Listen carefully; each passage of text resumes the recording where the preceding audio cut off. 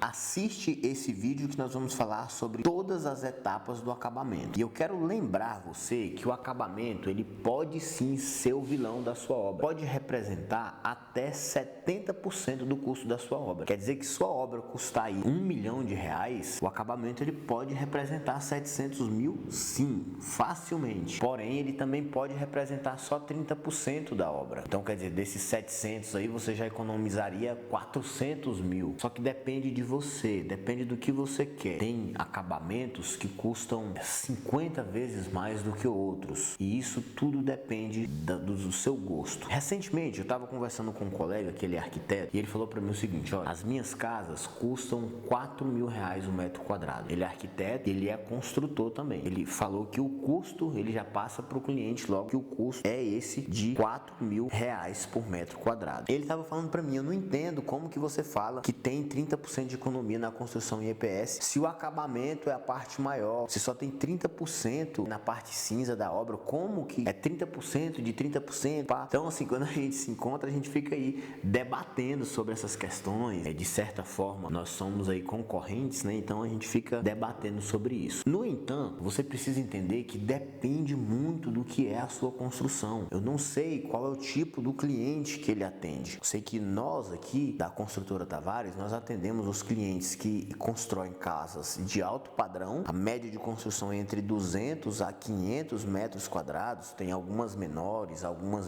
mas essa é a média. E são casas de alto padrão. Talvez ele atende clientes que constroem casas de luxo, que é diferente do alto padrão. O custo ele é bem mais alto. Então, se eu colocar aqui para você, por exemplo, comparando aí com carros, por exemplo, se a gente colocar um carro melhor, um Corolla, a gente colocar um carro, a gente sabe que ele tem um custo mais alto, sim, mas não é um carro de luxo. É a mesma coisa da casa, tá? É um carro de alto padrão. Nós temos um carro de alto padrão, porém ele não é de luxo. Não é um carro de 2 milhões de reais. Então a casa ela é a mesma coisa. Não é uma casa popular, é uma casa sim, não é médio padrão, alto padrão, mas não é uma casa de luxo.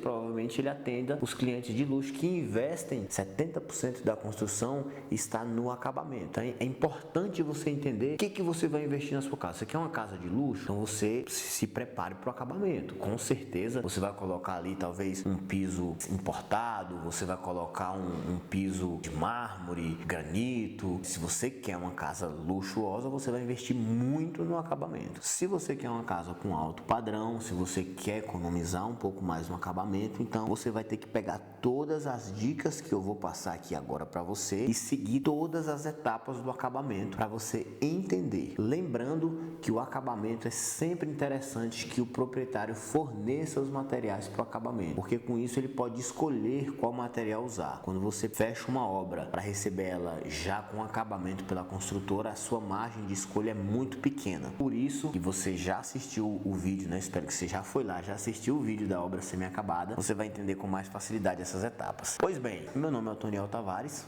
Você caiu de paraquedas aqui nesse vídeo. Eu sou especialista nas construções em EPS e nesse vídeo nós vamos falar sobre todas as etapas do acabamento de uma construção em EPS. Quais são as etapas e quais as ordens que elas têm que ser executadas. Primeira etapa: a casa está pronta, semi-acabada, você recebeu a casa com reboco, com requadrações, tudo conferido, contrapiso pronto, tubulações, telhado. É hora de entrar no acabamento. Primeira coisa que você tem que fazer é a fiação elétrica.